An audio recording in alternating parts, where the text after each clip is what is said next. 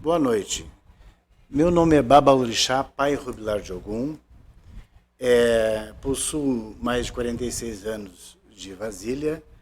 Estou iniciando um programa, o Ilimi Axé, que seria, na tradução, o axé da minha casa. Eu descendo de uma família tradicional religiosa, pois meu avô foi escravo na cidade de Pelotas, e minha Ialorixá, mãe Antônia do Eixo Elupandá, falava Iorubá fluentemente, uma das pessoas de maior conhecimento sobre o batuque no estado do Rio Grande do Sul. Hoje contamos com a presença de Eliane de Ogum, descendente do axé de Oiatolá, da cidade de Rio Grande, filha de mãe Vânia de Ogum e neta de mãe Nelly da Oiá. Neta carnal, né? Eliane é uma pessoa que está em plena atividade em defesa da nossa cultura religiosa e é um prazer tê-la conosco. Eu conheci Eliane ainda menina e fico muito feliz de saber do trabalho que ela está fazendo, está executando um grande trabalho, foi convidada inclusive para ir à Bahia, né? Eliane, fale um pouco do seu trabalho. Obrigada. Bênção a todos. Eu peço agô aos meus mais velhos. Peço também meu agô aos mais novos. Axé para quem é da axé. Axé. Aleluia para quem é de aleluia. Né? Sim, justamente.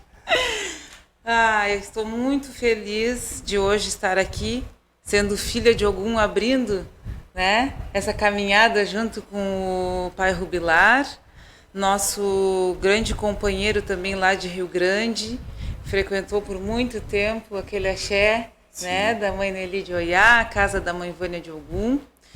E hoje estou aqui como uma mulher de axé, como uma mulher de periferia, mas que tem toda uma história que, ao longo do tempo, eu descobri que nós precisávamos trazer a valorização da história da nossa população, da nossa comunidade e tornar visível, né, a nossa valorização histórica de como vivemos dentro do terreiro.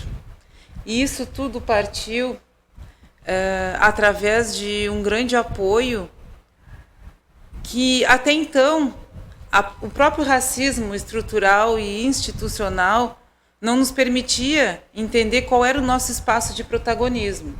Justamente. Aí, então, que surge, né, algo novo, em que eu percebi que nós, dentro do terreiro, já desenvolvíamos. Eu sou iniciada desde os 5 anos, tu sabe disso, né? Sim. Hoje estou com 45 anos de idade, 40 anos de vasilha. Mas quando ocorriam as festas, quando ocorriam as questões religiosas, quando ocorriam as intolerâncias, quando ocorriam as organizações de eventos, nós, enquanto criança, nós pensávamos assim ali nas nossas conversas. Se um dia eu pudesse estar nesse espaço, eu gostaria de fazer dessa forma, eu gostaria de fazer diferente. Eu gostaria que os nossos saíssem às ruas e pudessem vestir branco. Sim. Que eu ainda peguei o finalzinho da ditadura, peguei aquele período de transição, né? Sim. Em 85 eu estava com 10 anos, então, Isso. Uma cidade militarizada, já eram permitidos os cultos, mas ainda era tudo muito velado. Muito velado, justamente. E aí, então, dentro desse anseio, nós começamos a desenvolver atividades. A minha mãe, a mãe Vânia de Ogum, a avó Nelly, sempre foram pessoas muito para frente. Sim. Sempre envolveram a comunidade dentro do terreiro. sempre fizeram. A minha mãe levou as crianças para capoeira, fez grupo de dança dentro do terreiro, a minha avó também. Mas só que nós não percebíamos que isso era protagonismo, porque, na verdade, já faz parte dos nossos valores civilizatórios, né? Justamente. Trabalhar o contexto coletivo, e não o contexto individual, a família num todo. No momento que o Rubilar esteve lá, como por exemplo, já é da nossa família, já está agregado em nossos corações. O que hoje se fala em ser acolhedor, o que hoje se fala em cuidar do mais velho, já era algo que já fazia parte do nosso cotidiano. Já estava inserido no nosso contexto. Já estava inserido no nosso contexto. E aí, então, fazendo uma analogia dentro dos ambientes de trabalho, eu comecei a perceber que nós, enquanto população preta e de matriz africana, nós tínhamos uma história muito linda que estava sendo invisibilizada. Mas nós precisávamos que os nossos também compreendessem o seu espaço de fala, que era muito pequeno. Embora dentro dos terreiros se atenda toda a população, se atenda desde o político mais famoso do município, até a pessoa em situação de rua, nós não tínhamos acesso aos espaços. E quando nós tínhamos, esses espaços eram muito limitados.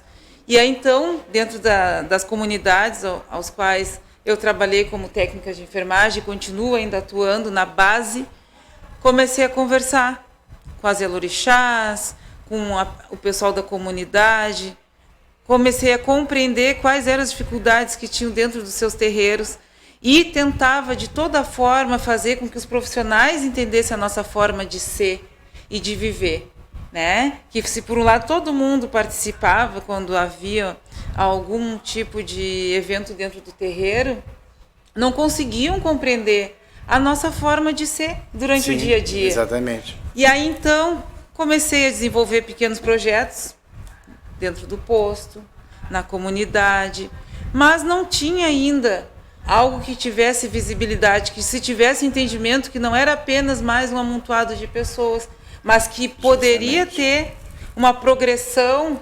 organizada e para as nossas crianças que, assim como eu, um dia estiveram no terreiro e queriam algo diferente. Queriam ter pessoas aos quais eles podiam se sentir representados. Exatamente. Então surge a oportunidade dentro do local de trabalho de ser coordenadora da saúde da população negra. E aí fiquei surpresa, eu digo, meu Deus, o secretário me chamou, mas eu então não faço parte desse contexto, dessa gestão, né? Já faço. E ele disse que não fazia. Ele já sabia de um trabalho que, onde eu fui, eu deixei meu legado.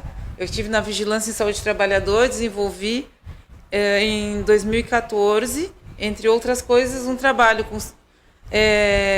os portuários, principalmente o pessoal bem ali da beirinha do porto, que acabam se envolvendo dentro do nosso contexto religioso, mas principalmente a questão da dependência química do trabalhador, da saúde do trabalhador, e paralelo a isso com senegaleses. Sim. Né, que estavam chegando no município, não sabiam falar o nosso idioma, mas como nós então poderíamos deixar marginalizados o nosso povo preto.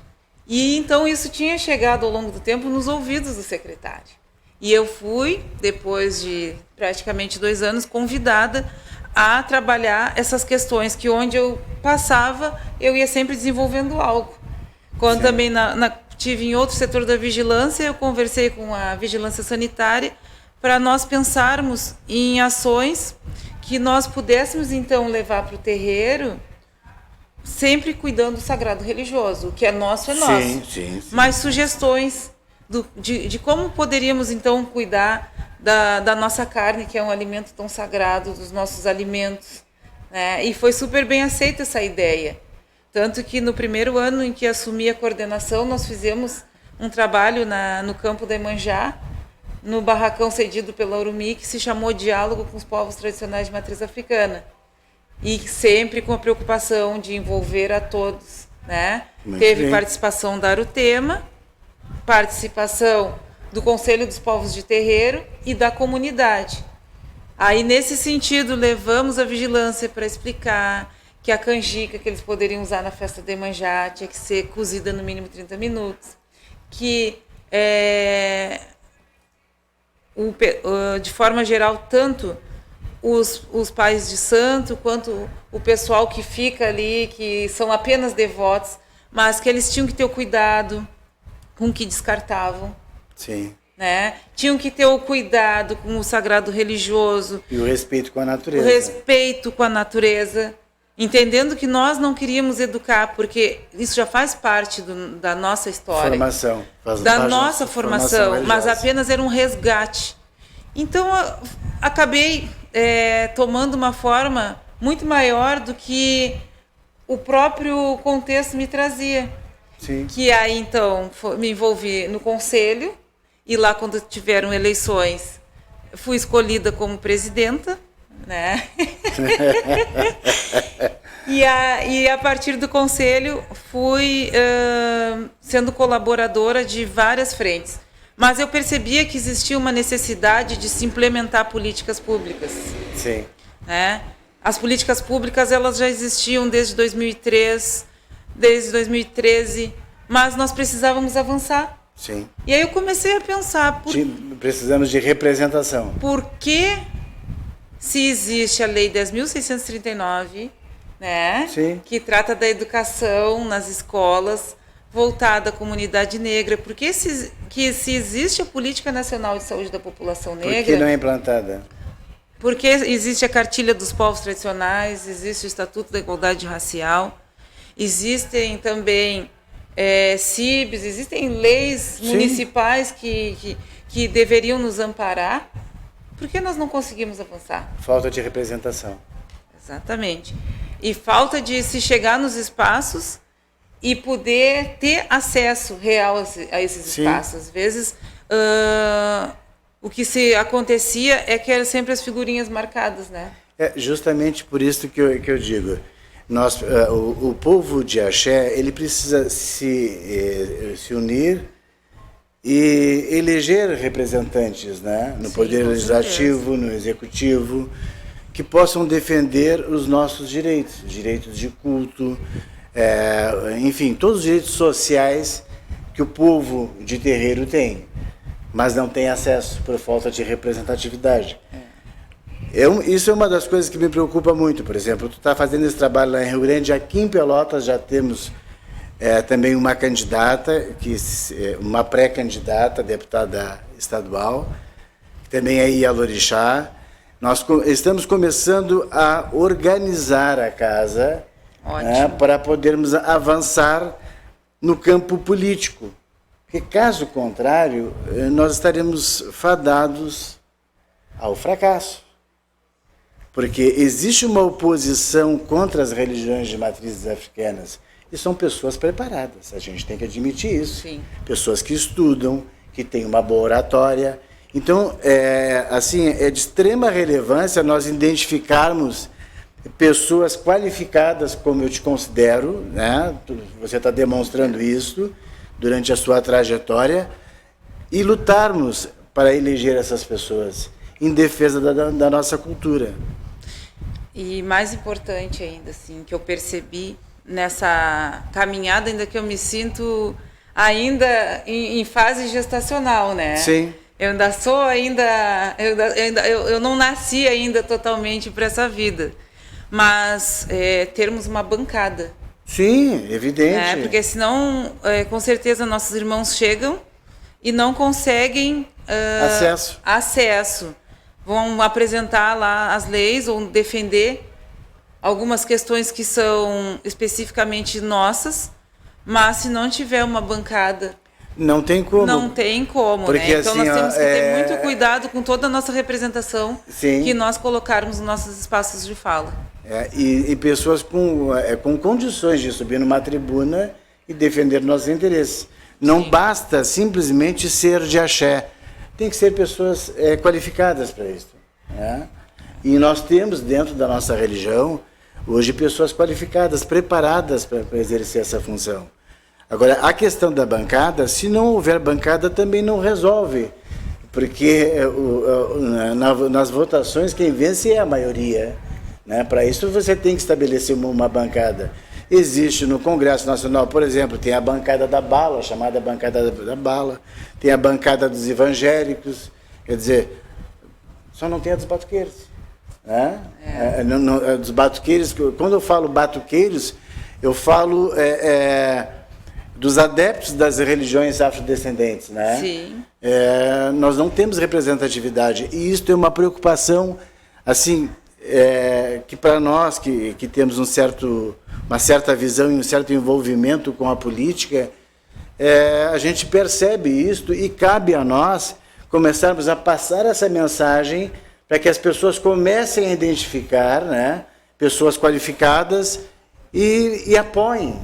Né? Porque, caso contrário, você votar num candidato por votar que não lhe represente é como você dar um tiro nos seus pés. E a gente precisa defender a nossa cultura e tomar o nosso espaço. Não, assim, tomar o espaço não é da maneira que algumas pessoas acham.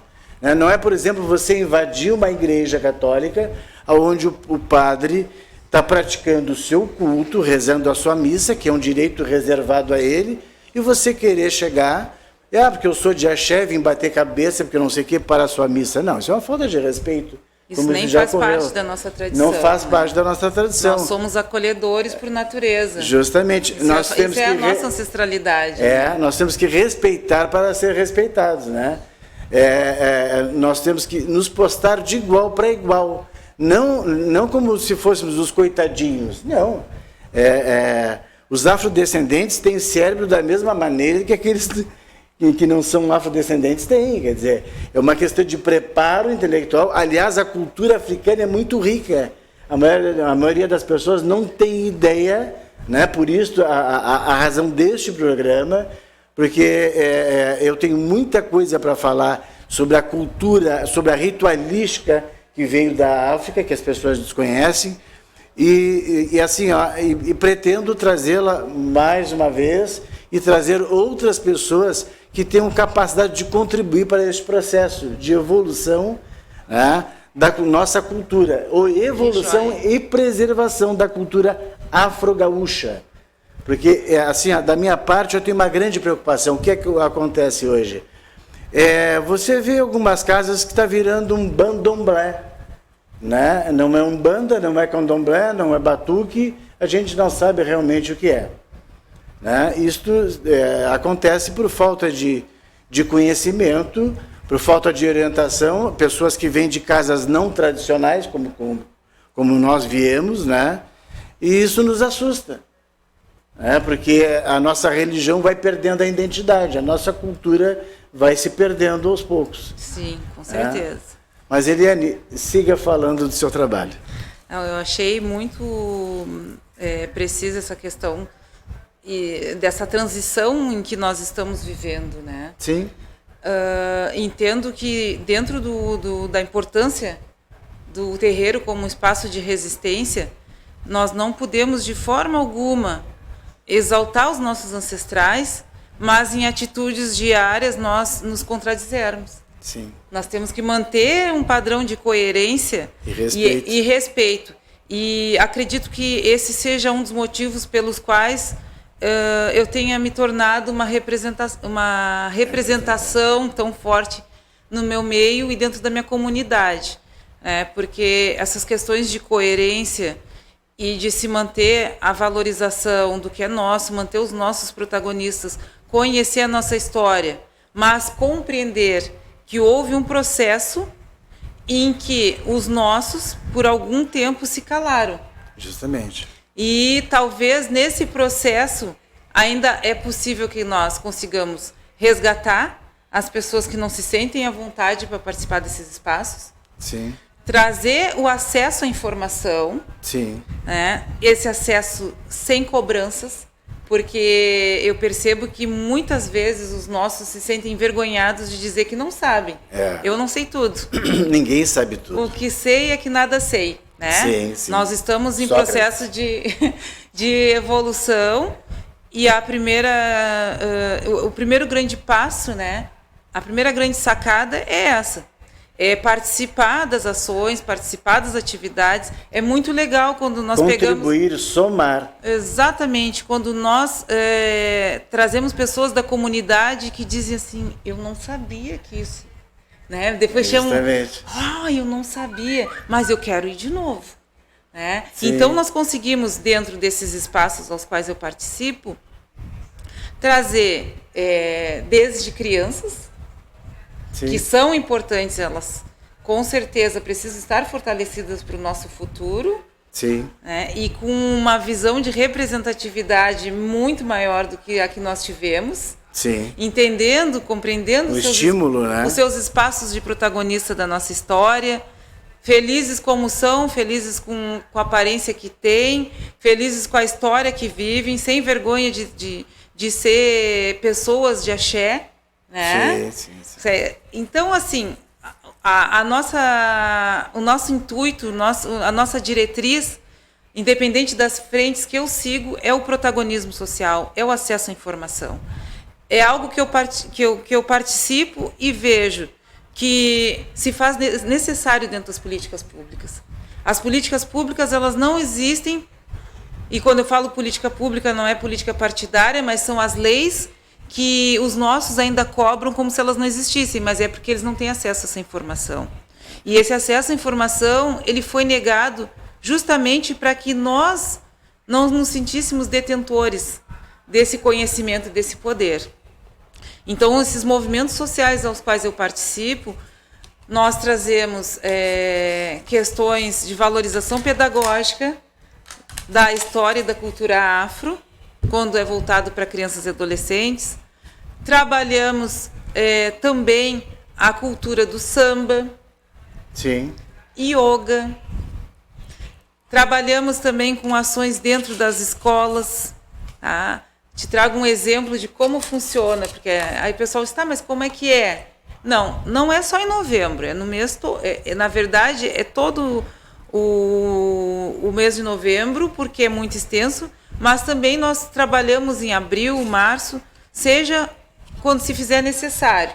Quando a escola traz as demandas de casos de racismo, quando a escola traz as demandas de dificuldade que os profissionais têm de trabalhar as questões antirracistas na escola, ou de trabalhar as questões de cultura de matriz africana, nós então reunimos um grupo e levamos, respeitando as especificidades, né, se é criança menor, atividades com menina do laço de fita, falando sobre a igualdade através de brincadeiras, de jogos. Sim. Quando são adolescentes, levamos até emojis, falando sobre o que é o racismo, a importância de participar dos movimentos sociais, que movimento social não é algo de esquerda ou de direita, mas é o convívio, é o bom dia, boa tarde, boa noite, é saber se respeitar e entender o lugar de cada um.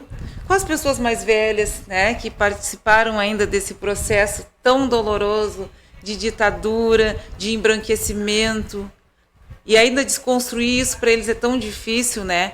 Mas dentro das nossas reuniões nós explicamos que eles não têm que ter vergonha de ter passado por essa questão tão complexa dentro da sua cultura, que sempre existe uma possibilidade de conhecer e de começar algo novo. De mudança. E aí então nós vamos tentando avançar, fazer levantamentos de quais são os espaços que nós temos mais dificuldade e pensamos até nos próprios pretos que fazem parte das religiões que não são mais vinculadas à matriz africana. Sim. Porque a cultura é algo que está vinculado à religião de matriz africana, mas a cultura ela é algo muito maior. Exatamente. Para que eles entendam que, embora sejam evangélicos, batistas, mas eles têm que conhecer essa história. Sim, na verdade eles precisam compreender a cultura africana. Compreender. Eu tenho essa grande preocupação, porque na verdade a gente vê que muitas pessoas praticantes da nossa religião não conhecem a sua cultura. Com certeza. É aquele copiar e colar, quer dizer, você viu, lá o cidadão viu a mãe de santo fazer um miamiã, ele vai lá e faz um miamiã. Né? Viu fazer um serviço, ele vai lá e faz aquele... Mas ele não sabe o significado daquilo. Né? tivemos assim, e temos alguns equívocos na história do Batuque do Rio Grande do Sul, como, por exemplo, no caso do Vodun Leba, né? O Leba é um Vodun de origem Fon. O que é Fon? Fon é o que nós chamamos de jeje no Brasil, né? E tem uma nação aí que as pessoas juram que é uma divindade privada ainda, né? Mas quando na verdade o Leba é uma divindade de origem Fon, ele é um Vodun, ele não é um Bará, ele entra na escala do Bará, tá? Porque ele tem a mesma função, né? E houve um acordo de mútuo respeito, né, entre as nações iorubás, né, e o povo Fon, porque na verdade a nação Jeje no estado do Rio Grande do Sul, ela sofre uma forte influência, né, da cultura iorubá, porque ela já é Jeje com Nagô, já tem a mistura, e por isso o culto ao orixá, né, e não a Vodun, né, porque na sua origem, né, de povo como povo Fon, se for somente Fon, o culto é direcionado a Vodun e não a orixá, né? Então prevaleceu no estado a cultura iorubá. E eu fico assim decepcionado quando eu vejo assim, por exemplo, as pessoas falarem, fico triste na verdade. Eles nem podem tirar a reza do Leba e tiram a reza do Leba, mas como? É que na verdade... Falta de conhecimento mesmo.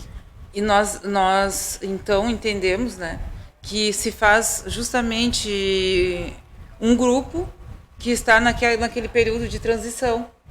Porque eu lembro ainda, quando eu era pequena, os livros aos quais nós tínhamos acesso, que a minha mãe tinha acesso, sim, ela pedia para o seu Pedro, que era um baiano, trazer, mas não tinha nada exatamente a ver diretamente com o batuque. Com o batuque. Sim. Era com candomblé. Sim. Então toda a cultura que na época... Mas até o dia de hoje, né?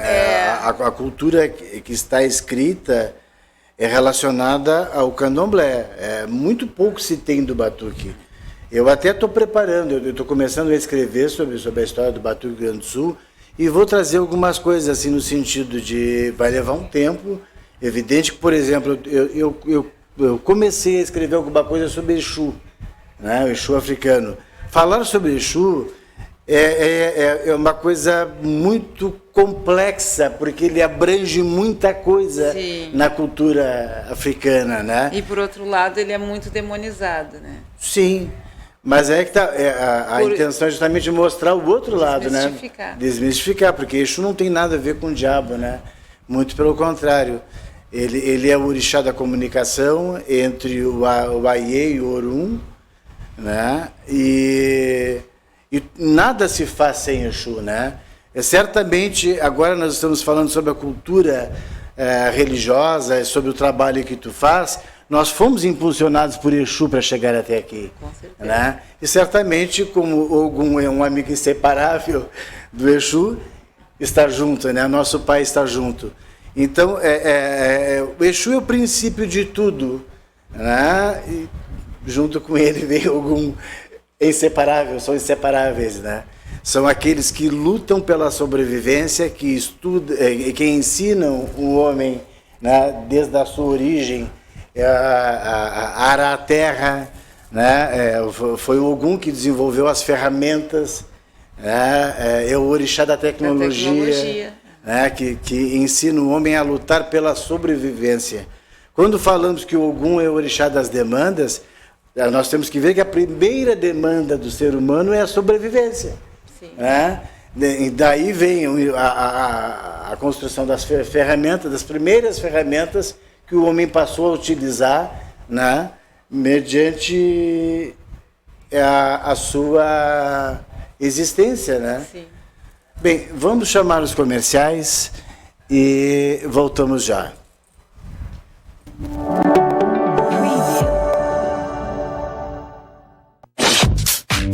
Em Pelotas, há muitos anos no mercado, a Injetrônica Renasson conta com serviços de regulagem eletrônica de motores, consertos e vendas de centrais de injeção eletrônica, escaneamento de veículos e limpeza e equalização de bicos injetores. Injetrônica Renasson. Fica na rua Marechal Deodoro, 363. Agende o seu horário via fone WhatsApp 53 30 25 18 88.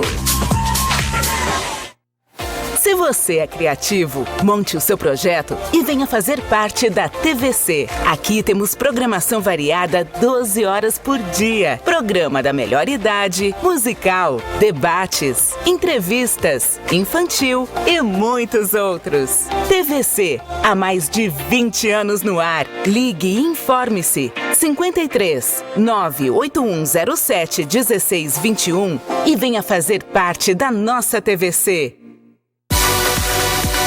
Centro de Atividades Físicas Supera.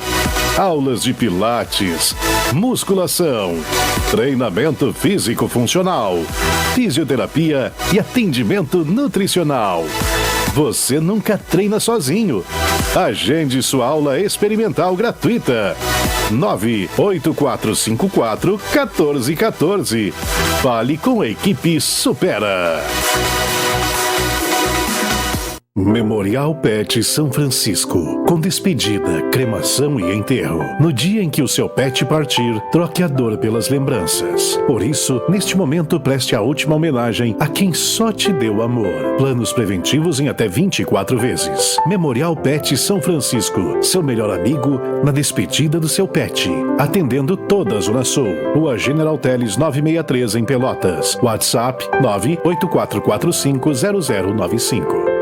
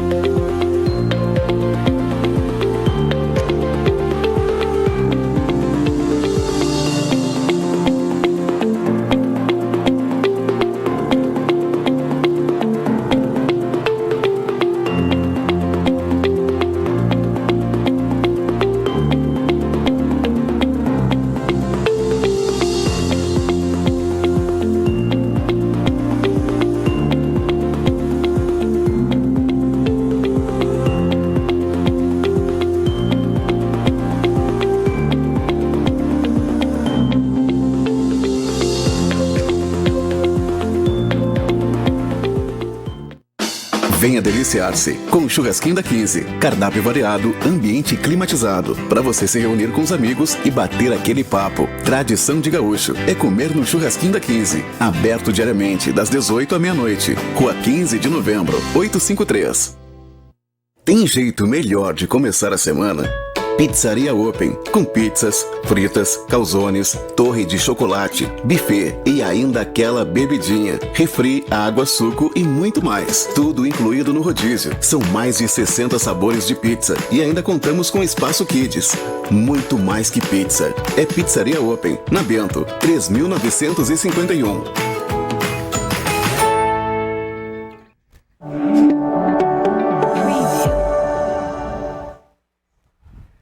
Voltamos ao programa Pai Rubilar de Ogum, o Ilê Charmi.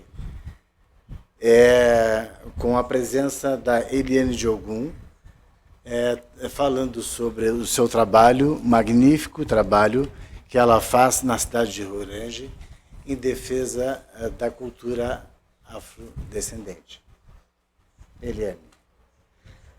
Eu reitero todos os meus agradecimentos por esse espaço, porque enquanto mulher de matriz africana, eu entendo que se faz necessário, sempre que possível, além de ser uma aliança, né, algo que nós podemos com certeza unir o espaço de fala Sim. com a necessidade emergente, né, que é apresentada aqui pelo Pai Rubilar, de se ter acesso à informação às nossas comunidades, nós também conseguimos fazer um link entre as nossas cidades.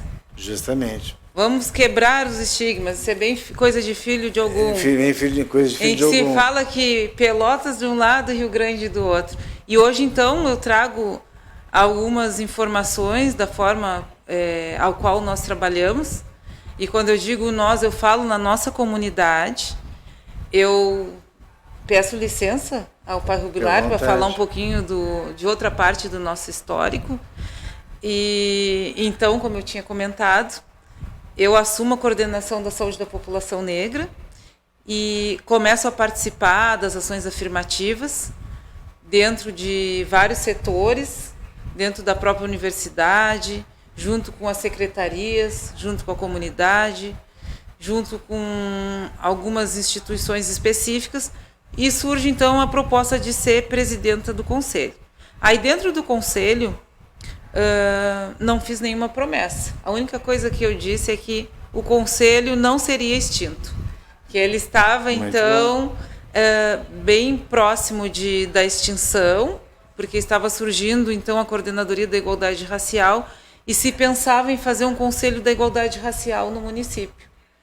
E se surgisse esse conselho, o que aconteceria? Nós teríamos apenas uma representação dentro da coordenadoria. E essa representação não estaria, então, trazendo todas as nossas demandas.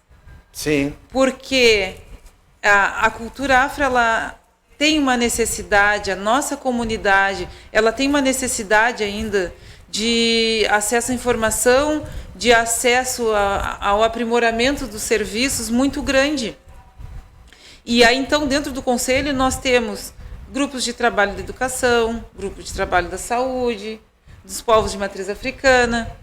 Conseguimos fluir de forma maior e trabalhar em consonância com os outros serviços de forma muito mais abrangente do que se nós tivéssemos só uma representatividade dentro do Conselho.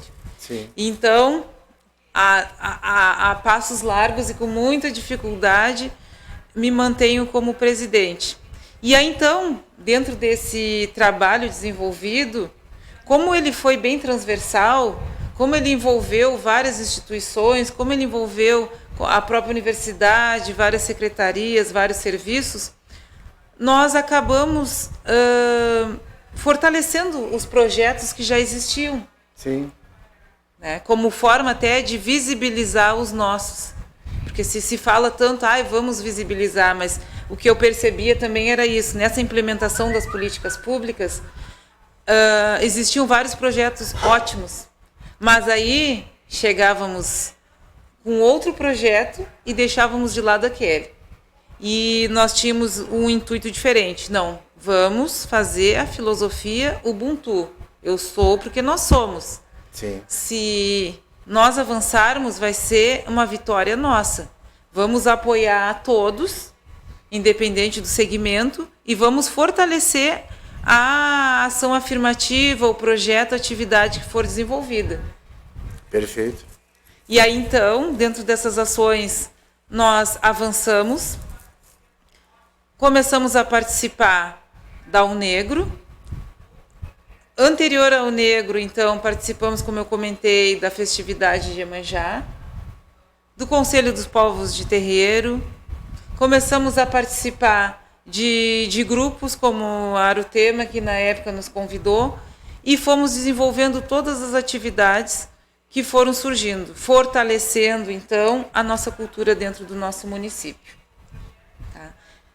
Como eu comentei, dentro das nossas escolas, além e para muito além dessas atividades que eu citei, que foram atividades com as crianças, nós tínhamos uma preocupação também com o desenvolvimento das atividades, especificamente em escolas que tratavam de educação especial ou com alunos em vulnerabilidade. Sim. E conseguimos avançar nesse sentido.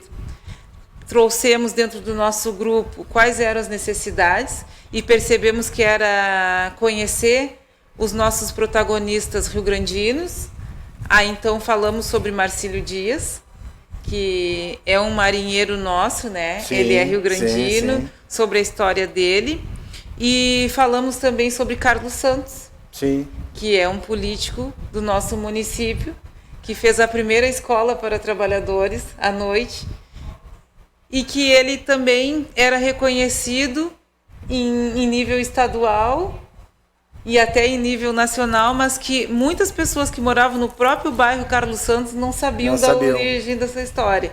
Então, assim, ó, não fica de forma alguma triste com o pessoal que não conhece essa história, mas com certeza vai e implementa porque dá certo. Dá um prazer muito grande entender o quanto essa informação dentro dos nossos coletivos é importante. Justamente. E no caso da religião, principalmente, é essencial para o entendimento daquilo que pratica, né?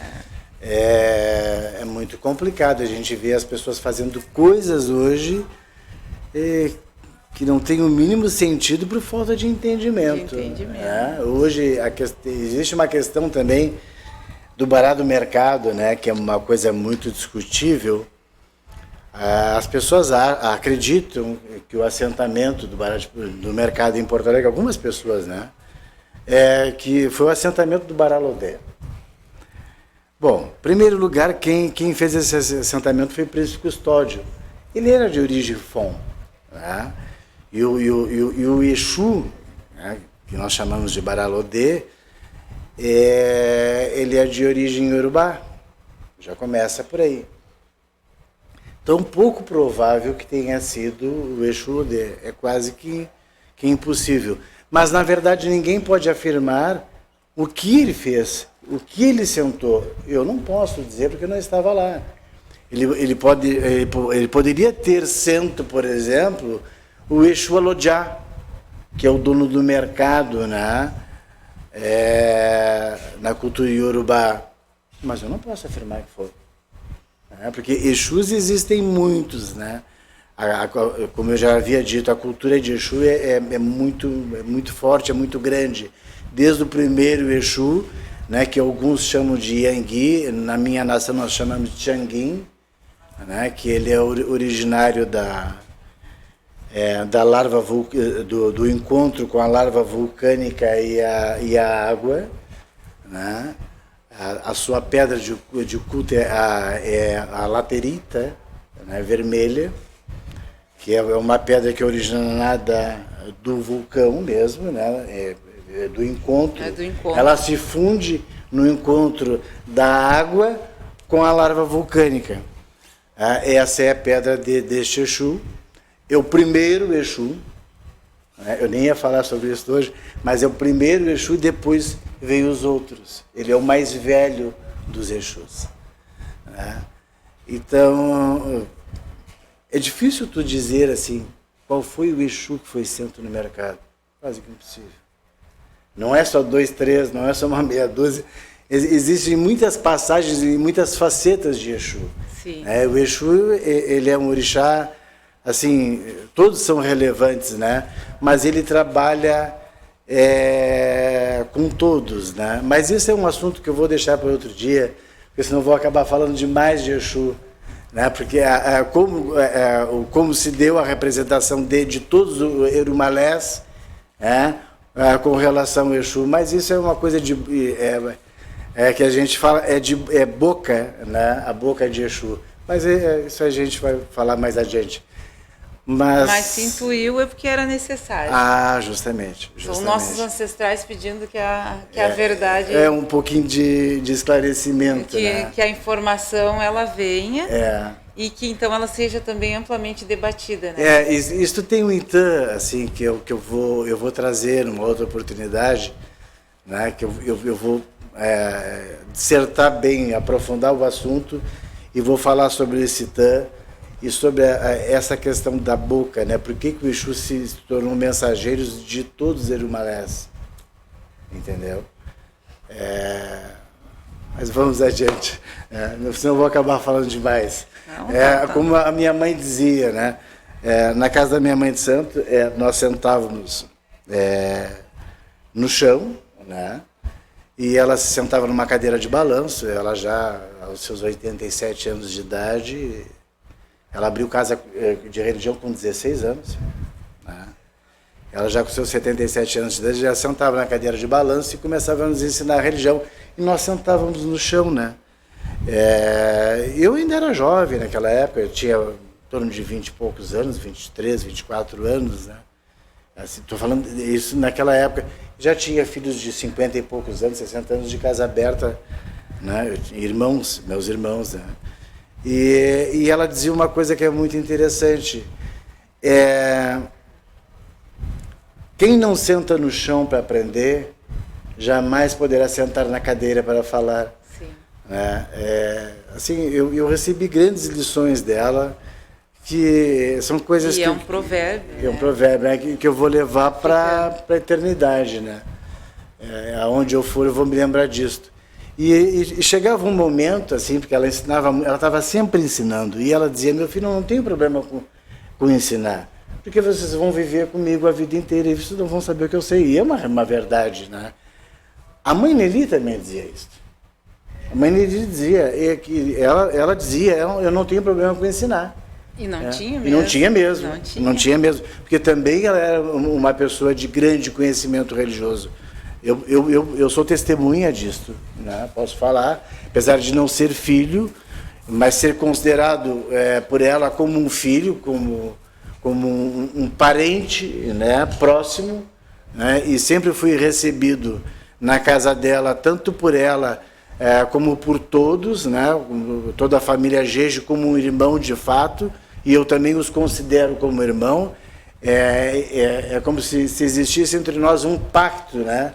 Eu sempre disse na minha casa: qualquer filho da casa de Oyatolá que traga a bandeira de Oyatolá em Pelotas estará sempre na minha casa, né? A minha casa estará sempre de portas abertas. E casualmente hoje eu começo um programa com a neta, né, carnal da mãe Nelly da Oiá. Quer dizer, nada é por acaso, né? Assim como tu é recebido, tu acaba recebendo. Faz parte... Que honra. Da vida, né? Que honra, com certeza. E então, assim, ó, olha como os caminhos se mesclam, né? Porque nós não combinamos falas. Não. Mas hoje, como eu havia comentado, também vim com essa cor vermelha, com essa cor preta, para que Exu possa, então, né, dar a abertura necessária para os orixás, para que esse grande momento, então, ele possa prosseguir. Sim. E ser, com certeza, de uma grande evolução, pensando na nossa comunidade, pensando no todo, pensando nos nossos irmãos e, principalmente, né, em tudo que, durante toda a vida, o pai Rubilar, o tio Rubilar, teve em mente e ainda não tinha tomado a forma necessária. Agora, esse é o momento. Né? Verdade, e vem obrigado. ainda trazendo toda a questão da nossa ancestral, da mãe Nelly, da minha avó, que com certeza ela está aqui sorrindo, que eu vim aguerrida para te prestigiar. Muito obrigado. Porque isso também faz parte da nossa tradição. Ela saía, na época, assim, ó, era 2 filhos que tinham carro, a maioria ia caminhando. Sim. Carreiros, Bosque Silveira, onde fosse, né? Comentado ainda pela recente falecida Mãe Teresa, numa das visitas que eu fiz para ela comentou: a tua avó vinha lá da Vila Militar até aqui a estrada ali do Parque São Pedro, com os filhos. É uma grande guerreira. Não perguntava o que eu estava fazendo. Ela vinha para ser acolhedora e para apoiar, embora nós fôssemos de vertentes diferentes, né? E assim como a Mãe Teresa, várias pessoas. Mas por quê? Porque a avó tinha isso em mente. Sim. Né? Tinha muito claro, muito bem definido que a união estava acima de tudo. A Sim, união, a fazia amizade, força. o respeito Fazia força. e abençoar os nossos irmãos. Sim. Era a nossa maior forma de fortalecer a nossa africanidade. Exatamente. E aí hoje eu estou aqui, né, para também fortalecer esse espaço que com certeza vai ser um grande sucesso. Nada é por acaso, né? Nada é por acaso. Eu tenho grandes lembranças assim da casa da mãe Nelly. E um fato relevante assim dentro da minha trajetória, que alguns anos atrás eu ainda era casado e eu fui levar minha ex-esposa no médico. Precisamente foi no hospital de clínicas pegar um exame. E como eu não fumo no carro, eu desci do carro para fumar um cigarro. Quando eu desço do carro para fumar um cigarro, eu olho para o outro lado da rua, quem é que estava? Mãe Nelly Dauiá. Tá, aí aconteceu um outro episódio, mais 2 vezes, assim, deu enxergar a mãe Nelly Dauiá. Aí eu sentei à tardinha para tomar café e disse para minha ex-esposa, olha, alguma coisa está para acontecer. A mãe Nelly Dauiá está se apresentando para mim com muita frequência. Eu disse, eu não sei o que é, não me disse nada, mas ela se apresenta sorrindo. Passaram-se os dias, e aí um dia eu estava mexendo na casa do meu lodê, né, e chega uma moça na frente da minha casa e bate, aqui é a casa do pai Rubilar. Sim, eu gostaria de falar com ele, eu disse, sou eu mesmo. Ela disse, eu estou fazendo uma pesquisa sobre tamboreiras mulheres. Aí eu a convidei para entrar, que é a Ana Paula, né? Ah, sim. Sim, e aí conversamos a respeito da Evinha de Xangô, né? A respeito da casa da mãe Nelly. E aí eu disse, olha, eu posso te falar da Evinha, porque eu conheci a Evinha. Mas eu posso te remeter a Rio Grande, onde lá existem descendentes, né, do tambor da Evinha, que seria a Eneida de Oxalá, depois a Rosa Inês, né, e assim foi feito. E aí saiu o livro, né, que também eu vou chamá-la no programa para falarmos sobre o livro, e foi um momento importante porque acabamos de registrar a história da mãe Nelly. E então, falando ainda um pouco a respeito disso, pai Rubilar, tio Rubilar, né, porque já conhece, mas vamos falar assim para o pessoal. O quanto é importante ter participado do terreiro, né, e o quanto foi importante a projeção que isso trouxe para os nossos, né? A exemplo disso, nós temos esse matriarcado feminino dentro, né? São 5 mulheres que ficam à frente no Ilê, acompanhadas do pai Roque, minha prima tamboreira, né? O quanto é importante a representação dentro do terreiro. E, principalmente, a forma ao qual a nossa família acaba desenvolvendo dentro das suas comunidades, como é o caso da mãe Vânia, lá em São José do Norte, que fez a UNUCA, como dentro lá da casa, agora que nós dizemos, né, também da tia Jane, de forma tão acolhedora o pessoal, mesmo não participando da casa, eles vão, batem a cabeça toda terça-feira, e aí então ainda conseguimos ser uma grande família. Sim. Uma grande família religiosa e uma grande família enquanto comunidade. Eliane, o papo está excelente, mas nós temos um tempo. O programa está acabando. Eu agradeço imensamente a tua presença. Espero que tu volte ao nosso programa. Já digo nosso, né? Porque a casa também é sua. Com né? certeza. É o axé da casa de Ogum, e você também é filha de Ogum. Eu agradeço a presença de todos, deixo um bom axé para todos, que Oxalá nos abençoe, nos traga a luz, a força e o amparo, para que nós possamos seguir com a nossa caminhada terrena. Axé a todos também. Axé. Obrigada. Boa noite. Boa noite.